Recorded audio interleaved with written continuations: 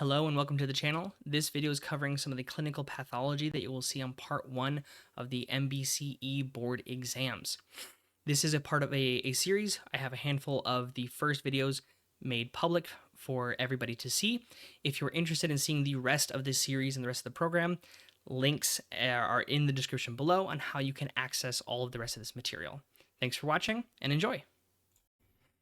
Starting out with the fundamentals of pathology, we're going to talk about this disease at the cellular level. We start off with the general topic of necrosis and degeneration. And as always, before each of our general points, we have the percentage value of questions that are going to come from that. And as we explained in the first video, things that are bolded, highlighted, tend to be more commonly asked on boards.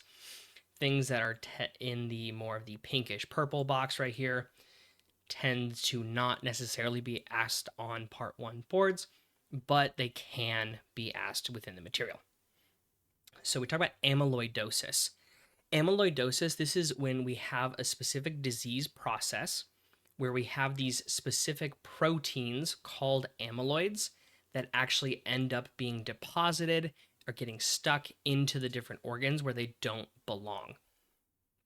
Conditions like multiple myeloma, which is a primary amyloidosis, or chronic inflammatory conditions like rheumatoid arthritis can give us secondary amyloidosis. The big concern with this is that with all of these extra proteins built up inside of the tissues, we end up with a situation where the organs don't work right. So it causes some significant health decline as well as organ dysfunction. Calcification, there's two different types. There's dystrophic and there's metastatic. Dystrophic, if we break it down, dys meaning irregular, trophic being growth. This is where everything is normal. This shouldn't necessarily be happening. Or I should say things are normal in the level of the calcium. The blood calcium levels are completely normal. But some type of damage has occurred to the tissue in which then calcium is attracted to it to calcify it to try and protect that specific tissue. So we have normal serum calcium levels, but abnormal or damaged or necrotic type of tissue. Good examples of this are like atherosclerosis, the plaquing that we have. You get conduit calcification, especially on the aorta. Heart valve damage, when you start to talk about like stenosis, you actually have damage there, and calcium can be deposited, thus creating a situation of stenosis. Scar tissues, scleroderma, part of it, the mnemonic for scleroderma, which we'll talk about later, is called CREST, one of those being calcinosis cutis, which is pictured here. Another big one is myositis ossificans. This is one that does get asked about. It can be asked on part 1 boards. Also, it has popped up as pictures, as x-ray images in part 3. Myositis ossificans, this is when you have damage to the tissue. Most commonly, you're thinking some type of sporting injury, like football player or a soccer player, somebody like that hit in the thigh. They were hitting the thigh really, really hard, and now there's a hard, dense lump in their thigh, and they are continuing to have pain. And on an image, you'd have in the muscle just this big chunk of calcification. Now, metastatic calcification, this is where we have a problem with the serum calcium. We have hypercalcemia in the blood, so high levels of calcium, and now it's impacting normal tissues. The two most common that we see this with are hypervitaminosis D, which is extremely rare that this would occur. You have to be taking a serious amount of excess vitamin D in order for that to occur. Or hyperparathyroidism as well. With the hyperparathyroid, the parathyroid hormone, it's responsible for breaking down. It stimulates the osteoclasts, breaks down the bone, puts calcium back into the bloodstream. So with hyperparathyroidism, we get elevated blood calcium. So you can see here, This is an example of metastatic calcification through all of the different normal tissues. So dystrophic involves some sort of trauma or damage. Calcification is, or metastatic calcification is normal tissue. That's the myositis ossificans. The muscle turns to bone due to repeated or severe trauma. Now, getting into the different types of necrosis, there are two specific ones that are very, very likely going to pop up on Part 1 boards. One of those being liquefactive necrosis. They like to ask about liquefactive. And then the other one, that's a really big one, is caseous necrosis. It can be asked either in the pathology portion as well as the microbiology portion, because we talk about caseous necrosis with tuberculosis. Caseous means that's cheese-like, a necrotic tissue that is cheese-like. Most commonly seen with tuberculosis, you get the Gone lesions. The Gone lesions are granulomatous inflammation, so you get these inflammatory granules that all build up into clumps, and you can see these little groupings, these little clumps on an X-ray. You can also get this kind of necrosis with fungal infections. Cheese, fungus goes hand in hand. So a condition like histoplasmosis, which we'll see again later on. Coagulative necrosis, we look at the word coagulation, coagulate, we think blood. This is ischemic cell death. So some type of blood clot in any organ except for the brain. We'll talk about the brain again in just a second. Most commonly, they're talking about myocardial infarction, aka a heart attack. Heart attack is when you have complete loss of blood to cardiac tissue, and that tissue starts to die. You get a crushing chest pain like an elephant is sitting on your chest, radiating pain into the left arm and the left jaw. Unstable angina pectoris is where it starts randomly and does not stop. You weren't doing any activity to bring it on. Whereas stable angina, a lot of times they'll ask you to differentiate between these two. Unstable just starts randomly. You're not doing anything. You're just sitting there, not activity induced. Stable angina is due to ischemia, typically due with some type of activity, and it goes away with rest. So think somebody who gets up and starts doing yard work or starts to go for a jog, and suddenly they get really bad chest pain. They slow down, they stop, they rest, and it goes away.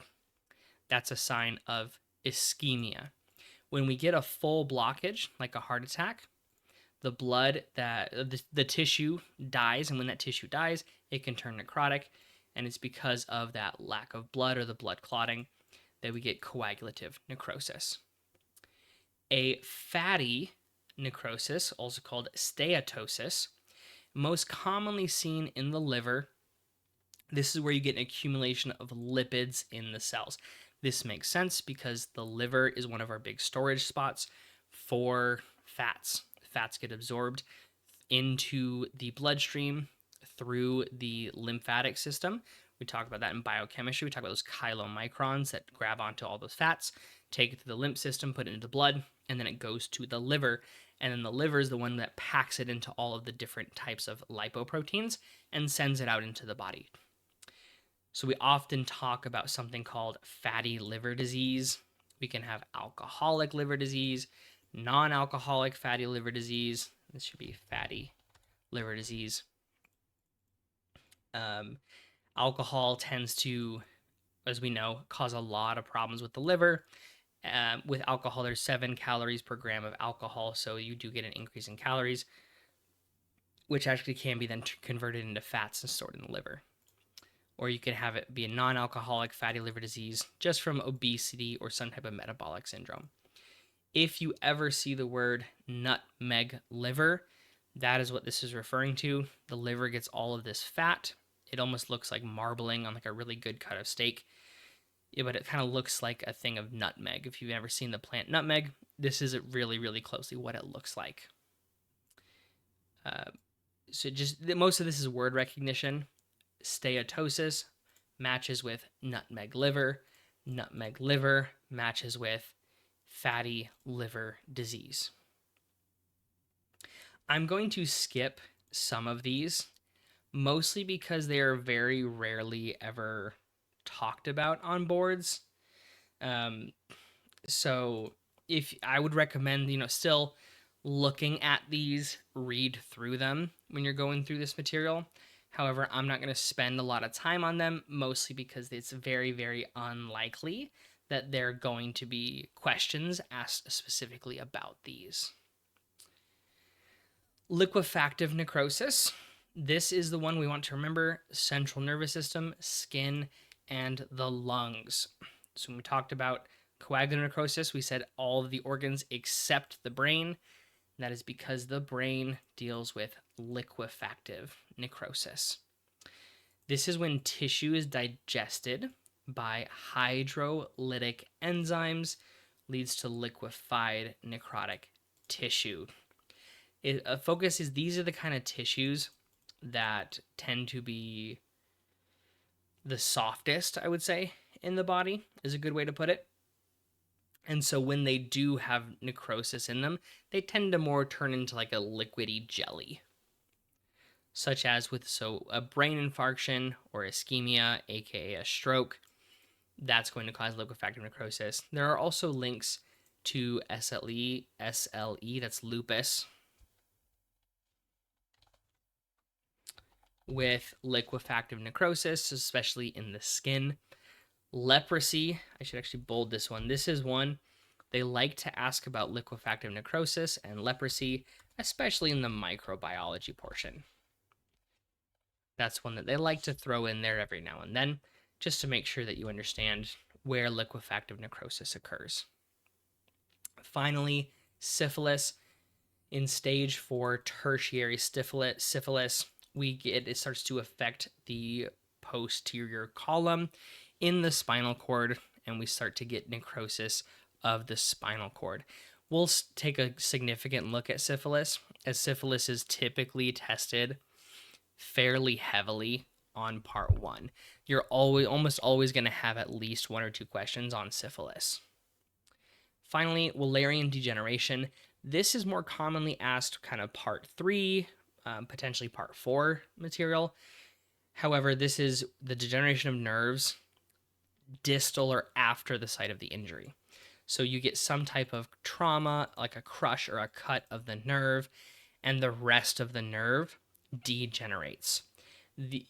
These nerves can regenerate, just very, very slowly. So you get some type of injury, it degenerates, and then it slowly builds itself back up, as long as it has the proper conditions and materials to do so.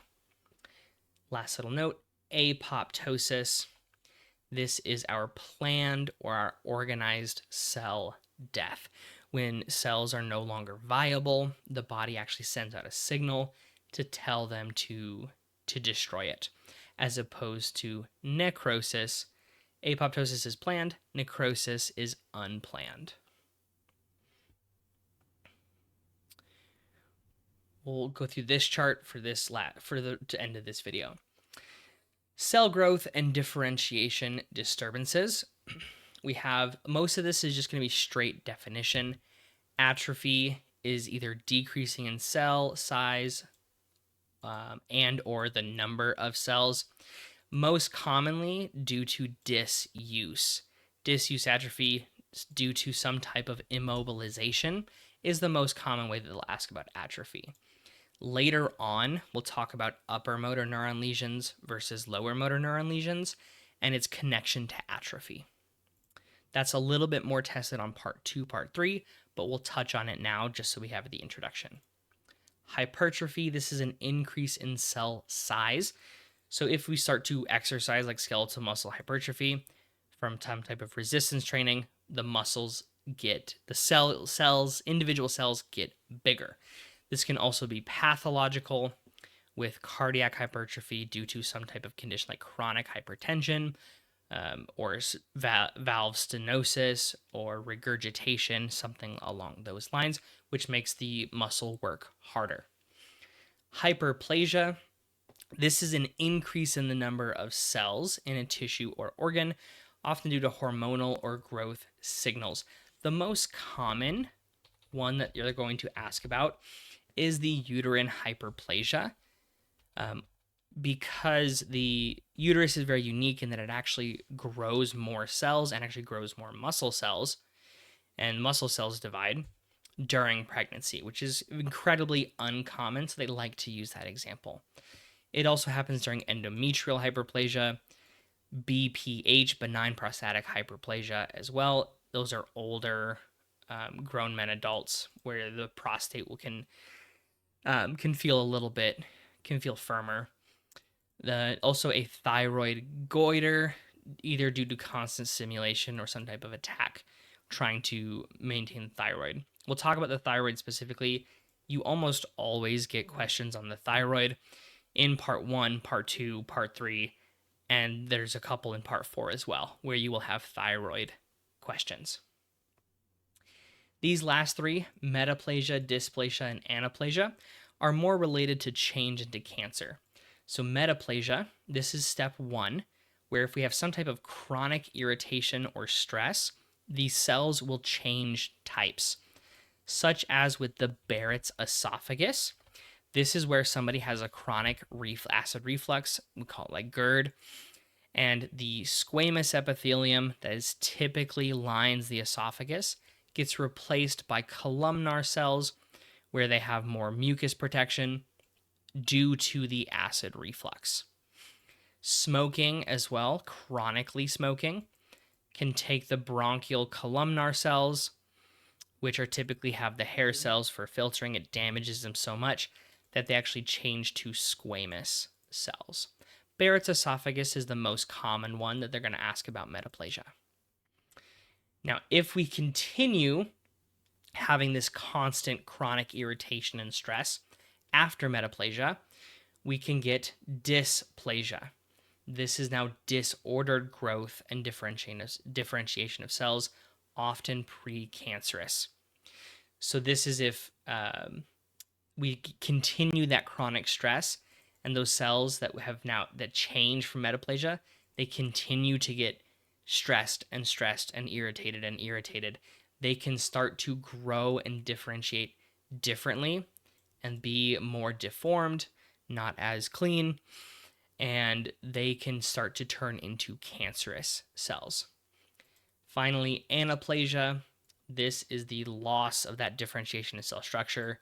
This is malignancy. Anaplasia refers to cancer cells, such as small cell lung carcinoma, aka squamous cell carcinoma. That original tissue, the bronchial columnar cells, were changed into squamous cells. They continued to get irritated until they finally became squamous cell carcinoma. Or from a Barrett's esophagus, we end up with esophageal adenocarcinoma. And those are both now cancers due to chronic stress. Here are pictures of all of those different ones, just so you have a visual for each of those. Normal versus an anaplastic cell, hypertrophy versus hyperplasia.